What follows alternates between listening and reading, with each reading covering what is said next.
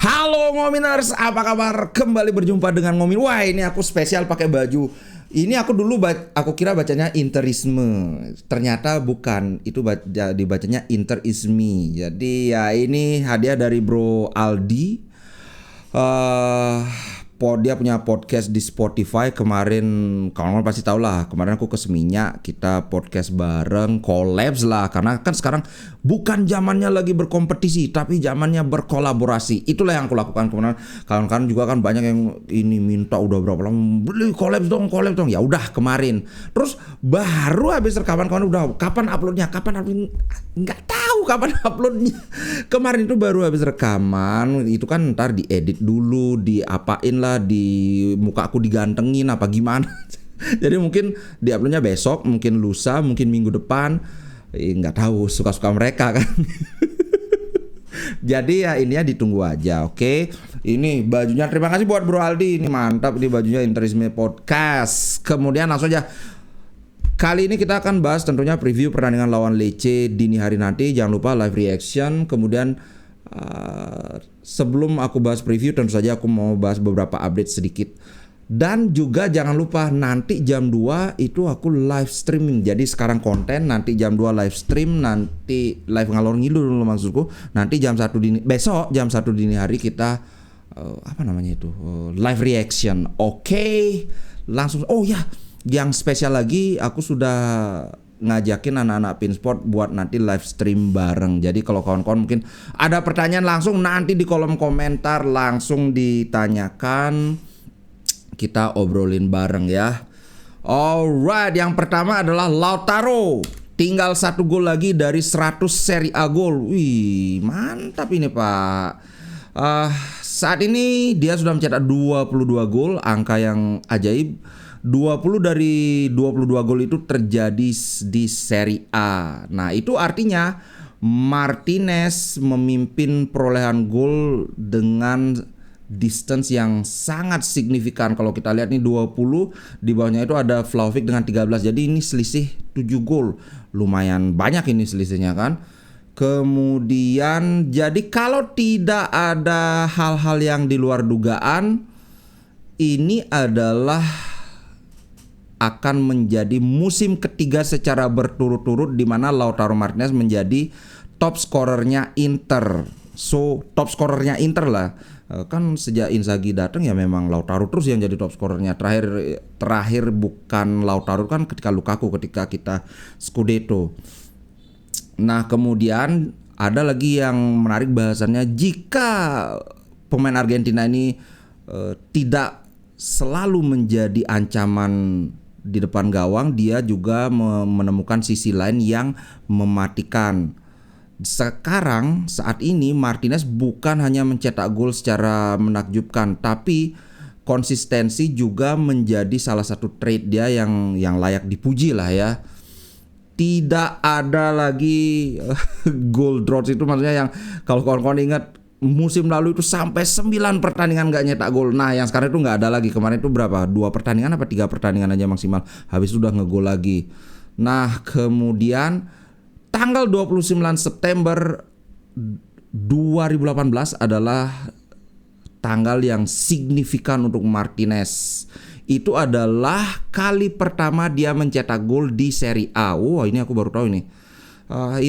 Martinez memang join Inter di 2018, tapi dia tentu saja waktu itu masih ada Icardi, dia belum jadi regular starter, juga belum jadi prolific goal scorer, belum jadi goal scorer yang prolific itu yang mematikan. Nah, faktanya Martinez juga bukanlah pilihan pertama Inter dalam mencetak penalti. Ini kita semua sama-sama tahu apa sebabnya, nggak usah aku bahas lagi. Dan itu membuat hal ini menjadi lebih impresif lagi, karena di mana-mana top scorer yang lain itu pasti di dalam golnya itu juga terkandung jumlah penalti. Tapi Lautaro seingatku cuma 1 kali doang ngegol penalti di musim ini. Seingatku ya, tolong dikoreksi kalau salah. Dan Martinez bisa mencetak gol apapun. Dia bisa dari short range, dari jarak dekat, dari luar kotak penalti. Dia memiliki teknik yang bisa dilakukan untuk mengeksekusi berbagai variasi finishing gitulah. Dia juga punya insting untuk gamble dan bisa membuat dirinya ada di posisi untuk tap in goal yang gol tinggal ceplos itu, maksudnya tap in goals. Dan pemain Argentina ini mungkin bukan striker yang tertinggi atau yang tinggi-tinggi banget, tapi dia memiliki timing yang sangat tepat untuk melompat dan header dengan akurasi yang bagus, yang membuatnya juga memiliki banyak gol udara, termasuk dari set piece atau tendangan bebas. Nah, semua faktor ini dijadikan satu, mestinya tidak akan lama lagi sebelum Martinez akan mencetak gol lagi di Serie A. Nah, kapanpun gol itu tiba, maka itu akan menjadi milestone yang sangat signifikan bagi pemain berusia 26 tahun lagi. 26 tahun ini, kok 26 tahun lagi. Mantap lah, 100 gol Serie A. Il Capinato, Del Cappuccino, Icardi sudah disalib, Vieri sudah disalib. Pokoknya mantap. Nah, kemudian sedikit berita ringan saja, Pak. Akhirnya Inzaghi dan Acerbi menerima denda. Kalau Inzaghi ini dendanya itu terkait yang dituduh dia menghubungi pemain-pemain itu yang gara-gara si Bastoni keceplosan itu kan, karena katanya itu ada video call antara Inzaghi dengan pemain Inter. Nah, ya alasannya itu memang nggak boleh, so biar nggak berkepanjangan ya udah bayar denda. Inzaghi katanya denda 3.500. Kemudian Acerbi juga, kalau kawan-kawan ingat, dia mengacungkan jari tengah pada saat Inter lawan Roma. Itu kalau kawan-kawan kan tahu dia itu 2 kali bertarung dengan kanker dan dia survive. Nah, itu diejekin sama supporter Roma. Udah mati aja, disuruh gitu. Nah, dia nggak bisa nahan emosinya, makanya dia melakukan yang dia lakukan gitu, bro. Nah, ini ada yang keren dong, bro. Starting 11 Inter Milan itu value, ya betul harganya ya, itu lebih dari 500 juta. Dan menariknya, uang yang dikeluarkan Inter tuh nggak sampai segini. Bahkan arguably mungkin pemain yang paling mahal di Inter itu adalah Pavard. Itu aja. Di sini ada banyak yang dikulik ya, tapi aku akan yang bagian penting-pentingnya aja. Nah, transfer fee have been significant, tapi yang nggak gede-gede banget gitu ngomongnya. Berdasarkan Tuttosport, contohnya adalah Pavard. Ini adalah contoh pemain yang sebenarnya nilainya bukan sebenarnya, maksudnya nilainya itu sudah lebih banyak dari jumlah yang dibayarkan Inter. Inter membayar 30 juta. Nah, ini adalah fee yang gede untuk standar Inter. Ini mau bilang untuk standar klub miskin gitu. Ya udah. Tapi itu juga merefleksikan fakta bahwa kontrak Pavard di Bayern Munchen itu sebenarnya kurang dari 12 bulan. Dan performa Pavard musim ini telah mengkonfirmasi bahwa walaupun kan banyak yang mengkritik bahwa uang yang dibayarkan Inter itu kemahalan karena tinggal 1 tahun, tapi di sisi lain di sini dibilang menurut Tuttosport ya, bahwa value Pavard itu minimal 50 juta. Aku setuju banget, 50 juta. Pemain yang sangat matang, build up bagus, defense bagus, di udara juga bagus, jarang kena kartu. Kalau nggak salah cuma sekali doang kena kartu kuning. Kalau nggak salah lo ya. Kalau salah mohon dimaafkan. Kemudian rekan Pavard di timnas yaitu Thuram bahkan lebih mahal lagi. Paling sedikit nilai Thuram itu adalah 60 juta dan ini adalah pemain yang didapatkan secara gratis. Kemudian pemain lain yang menurut Tuttosport itu juga harganya at least 50 juta adalah Federico Di Marco. Menariknya adalah Di Marco ini adalah jebolan akademi pemain muda Inter. Di Marco sempat berpindah ke klub Swiss Sion ini dengan fee sekitar 4 juta. Tapi hebatnya Inter punya buyback clause sehingga Inter bisa mendapatkan kembali Di Marco dengan harga 7 juta. Ya mereka untung 3 juta, tapi Inter sebenarnya lebih untung lagi karena ya seperti ini Tuttosport mengasih value itu sekitar 50 juta. Aku setuju banget. Bahkan Kalau ada yang nawar Di Marco 50 juta mungkin nggak bakalan dilepas. 60 juta mungkin, karena coba kita lihat Atalanta aja menghargai Scalvini itu 50 juta. Come on, masa Scalvini 50 juta, Di Marco juga 50 juta? Nggak bisa lah, minimal 60 juta. Setuju nggak? Setuju lah. Kemudian terkait dengan skuad Inter ini ada juga yang menarik, Marotta. Kilas balik ini, bahas sejarah dia Marotta. Saya membawa nutrisionis terbaik di Serie A dari Juventus ke Inter. Nah ini sempat aku bahas, tapi aku nggak mau bocorkan ya, biar ini sempat aku bahas di konten collabsku. Kedatangan Marotta ke Inter itu memang banyak membawa perubahan, sehingga basically sebelum Marotta datang Inter pelan-pelan naik, tapi begitu Marotta datang Inter push naiknya gitu. Walaupun di musim pertama kan belum bisa Scudetto kan ketika dia ambil Conte itu, tapi kemudian progres Inter itu kelihatan banget naiknya. Dan salah satu yang dia bilang itu adalah yaitu aku membawa nutrisionis terbaik di Serie A. Dia bilang gini,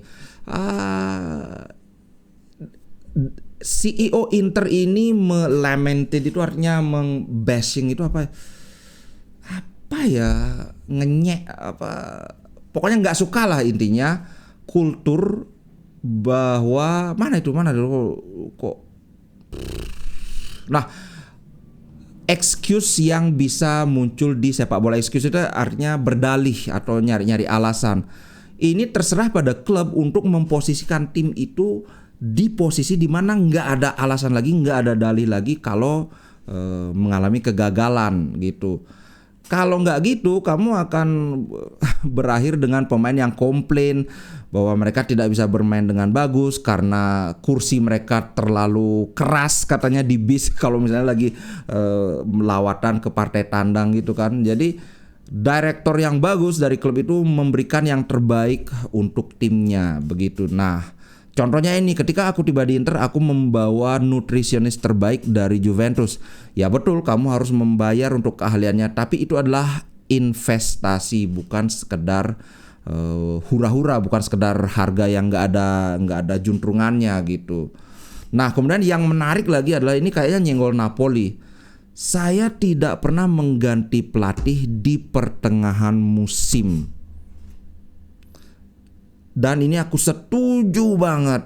Partly itu maksudnya sebagian dari alasannya adalah bahkan sekarang saya tidak bisa exactly know, maksudnya tidak bisa benar-benar tahu bahwa berapa banyak dari misalnya kan kegagalan ini kan di kayak musim lalu Inter agak nyungsep di liga itu. Berapa banyak dari porsi kesalahan itu adalah salahnya pelatih. Karena itu kan ada porsi kesalahan dari manajemen juga harus ikut bertanggung jawab. Ada porsi kesalahan pemain juga yang tidak bermain dengan bagus kan. Ya saya nggak tahu berapa porsi itu yang harus menjadi kesalahan pelatih. Tentu saja jelas pelatih itu ada salah dan porsi kesalahannya banyak gitu loh. Paling besar lah porsi kesalahan pelatih. Tapi di waktu yang bersamaan menurut saya pemain juga itu harus bertanggung jawab. Jadi nah lihat aja yang terjadi dengan Napoli, ganti pelatih gagal, ganti pelatih lagi tambah gagal, sekarang ganti pelatih lagi, udah 3 kali ganti pelatih. 2 kali ganti pelatih di pertengahan musim. Kalau si itu kan di awal musim sudah digantikan, si sebelum Masari siapa ya, Garcia itu kan. Nah kalau ini beda dia pendekatannya, tidak pernah mengganti pelatih di pertengahan musim. Biarkan musim berjalan, setelah selesai baru evaluasi. Aku setuju. Kemudian ini yang kemarin diomongin, Betson itu betting company sudah menawarkan sponsorship itu 30 juta, ini hampir 3 kali lipat. Kalau sekarang itu Paramount itu katanya cuma 11 juta, ini Betson itu wow, 30 juta. Masih di bawah katanya Juventus itu dapatnya 40 juta dia. Tapi ini tentu saja meningkat hampir 3 kali lipat, sebuah prestasi yang patut dibanggakan ya. Cuman masih ada penghalang. Jadi di Italia itu ada regulasi bahwa itu mana tuh? Pokoknya aku udah baca regulasi itu yang melarang perusahaan betting itu menjadi sponsor klub bola. Menurutku ini adalah hal yang sangat beralasan. Sangat-sangat beralasan dan aku sendiri kurang setuju ya. Karena kawan-kawan pasti tahu Tonali kena kasus, kemudian selain Tonali ada lagi siapa itu? Ya pokoknya Tonali lah yang paling heboh. Oh ya, pemain Juventus itu siapa namanya, pemain muda juga ya, yang rising star masuk timnas, Fagioli. Nah, itu nggak jadi sponsor aja, ada kasus kayak gitu. Walaupun sebenarnya kita bisa mungkin argue bahwa ya itu kan beda. Itu kan pemainnya nggak melibatkan klub dalam ininya. Bukan kalau ada skandal semacam yang Totonero dulu, kemudian ketika habis Calciopoli itu pernah si pemainnya Lazio itu terlibat pengaturan skor juga karena dia dikasih suap oleh perusahaan betting juga, mungkin disuruh kayak karena di betting itu kan banyak, ada kayak berapa jumlah corner, berapa jumlah pelanggaran. Nah, dia ketahuan menerima duit untuk mewujudkan itu hal-hal yang dipertaruhkan itu. Nah, kalau si Tonali itu kan dia bertaruh, bukan melakukan sesuatu di lapangan ketika dia bermain. Kan sebenarnya agak beda, tapi tetap aja sangat gampang dihubung-hubungkan. So, menurutku sangat beralasan dari Lega Serie A itu melarang perusahaan betting menjadi sponsor klub. Nah, tapi yang terjadi sekarang adalah begini. Kawan-kawan pasti tahu ya, di Serie A itu nilai hak siar itu jauh banget dibandingkan Liga Premier, bahkan dibandingkan La Liga juga kalah. Nah, sehingga sponsor yang bersedia membayar banyak itu adalah salah satunya betting company. Nah, sekarang bukan hanya Inter tapi banyak klub Serie A yang meminta agar aturan ini diubah, larangan untuk betting company itu jadi sponsor itu biar dihapuskan gitu. Nah, kalau ini beneran dihapuskan, Betson ini sudah siap dengan tawarannya 30 juta per musim selama 4 musim kalau nggak salah aku tadi baca. Sehingga ya itu aja, kalau sudah laporan dihapus ya udah kita sama Betson ininya. Ada lain yang menawarkan yaitu Qatar Airways, angkanya kalau nggak salah aku baca kemarin beredar di medsos itu antara 20 sampai 25 juta. Berapa persisnya kita belum tahu. Gitu sih. Kalau menurut kalian gimana? Kalau boleh jujur, aku kurang setuju sih betting company karena ini yang namanya conflict of interest, konflik kepentingan itu terlalu banyak.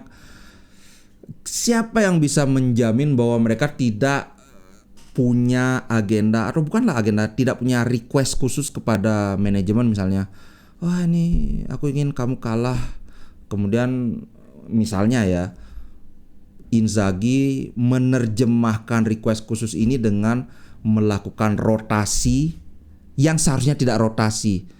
Nah, ini hal-hal yang menurutku harus dihindari. Gitu sih kalau menurut pendapatku pribadi. Oke, langsung saja. Sekarang kita bahas preview pertandingan lawan Lecce. Nah, terus terang aja tidak banyak yang bisa aku bahas ya, karena Lecce itu ada di papan bawah, peringkat 14. Ya, papan bawahnya papan tengah lah ya. Kalau kita bagi 3 kan atas, tengah, bawah. Nah, ini di papan tengah tapi yang bagian bontotnya itu ranking 14. Dan Lecce itu dalam 5 pertandingan terakhir cuma menang sekali, kalah 4 kali. Sedangkan Inter hijau semua, Pak. Sekali lagi, ini yang sering aku bilang, di atas kertas ya Inter menang mestinya. Dari segi apapun, dari segi jumlah gol 59, Lecce berapa? 24, bahkan kurang dari setengah yang dicetak Inter. Kemudian kebobolannya juga lihat, Inter kebobolan 12, Lecce kebobolan berapa ini mana? 24, 12 tambah 24 persis. Ya benar 24, berarti 2 kali lipat dari Inter kebobolannya. So apa yang mau ini kan ya, paling yang bisa menjadi faktor yang memberatkan Inter, satu, Hakan itu kemungkinan akan diistirahatkan karena aku sudah baca ininya, dia sudah mulai kelelahan. Saat lawan Atletico Madrid Hakan memang terlihat kurang maksimal. Yang kedua, ini nih yang ngeri, Jan Sommer itu kena penyakit dengan gejala mirip flu. Bahkan dia sudah tidak berlatih dari kemarin. Besok dia nggak diajak ke kandangnya Lecce. So hampir pasti Audero yang bermain. Dan seperti yang kita ketahui, Inter ketika bermain dengan Audero tidak pernah menang. Kalau mau ditelisik lagi, Audero main 2 kali, Inter kebobolan 5 gol. Gila kan? Bener ya?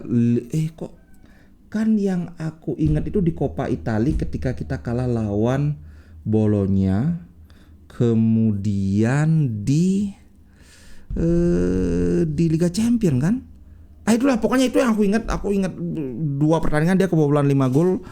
Kayaknya sih nggak salah. Kalau salah tolong di komen dan tolong dimaafkan. Tapi aku yakin nggak salah. Pokoknya 2 pertandingan dia cuma main 2 kali kebobolan, 1 kali dia bobol 2 gol. Yang kali kedua kebobolan 3 gol. Itu yang aku ingat. Kalau ada faktor yang bisa bikin Inter kepleset ya ini yang Sommer yang absen ini, bukan absennya si Hakan, karena waktu Lautaro absen pun kita masih bisa main menang ya. Wah, apa Turam? Udah lupa, itulah pokoknya. Anyway, kita mau lihat secara Lecce baru saja kalah lawan apa ini? Aku tadi sempat lihat di bola.net. Lecce itu Simone Inzaghi tercatat selalu menang dalam 9 laga terakhir di semua ajang. Sementara itu Lecce selalu kalah tanpa bisa mencetak gol dalam 2 pertandingan terakhir mereka. Kalah 0-4 dari Bologna, kemudian ditekuk Torino 2 gol tanpa balas. Jadi 2 pertandingan mereka nggak bisa nyetak gol. Kalau sampai lawan Inter yang pertahanannya paling kuat di Serie A, atau mereka bisa nyetak gol, keterlaluan ini. Perkiraanku akan ada rotasi karena kita akan menghadapi Atalanta di partai tunda itu. So teorinya begini, ada yang memperkirakan bahwa Inzaghi akan rotasi di sini karena Lecce kan relatif ringan lawannya. Kemudian mati-matian lawan Atalanta karena Atalanta saat ini ada di peringkat 5 di bawahnya Bologna. Tapi Atalanta sama baru punya 24 pertandingan. Karena ini kan ya Coppa kan. Jadi kalau Atalanta main lawan Inter, maka Atalanta kan 25 pertandingan, Inter juga 25. Sorry. Nanti Inter jadi 25, kemudian Atalanta main lawan apa dia? Atalanta akan lawan Milan.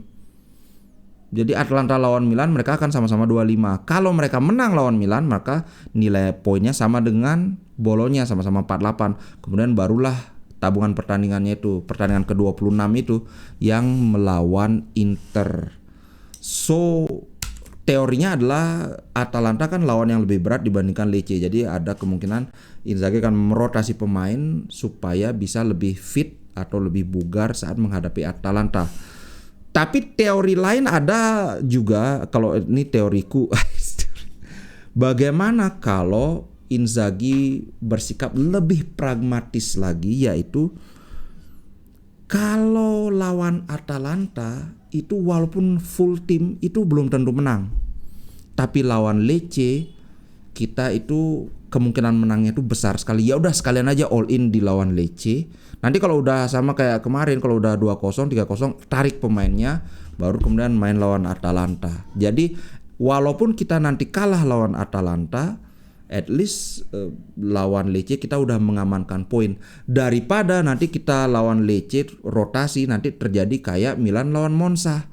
Mereka rotasi, kalah lawan Monza, habis itu ketemu Rennes, kalah lagi, walaupun untungnya sebelumnya mereka udah menang 3-0. Jadi walaupun kalah lawan Rennes kan mereka tetap lolos. Nah, dalam halnya Inter ini kan kedua pertandingan ini terjadi di Serie A. Nanti kalau kita rotasi terus kalah lawan Lecce, terus all out full tim lawan Atalanta, tau kalah lagi. Wih, nak ning gitu. Oke, itu sih 2 faktor dua kemungkinan atau 2 skenario yang saja yang terjadi. Aku nggak tahu mana yang akan terjadi, kita lihat saja nanti live reaction jam 1. Oke, ciao guys, itu dulu, sampai jumpa nanti jam 2 sebentar lagi ya, jam 2 lebih 5 menit atau lebih 10 menit ya, aku siap-siap dulu live stream. Ciao guys.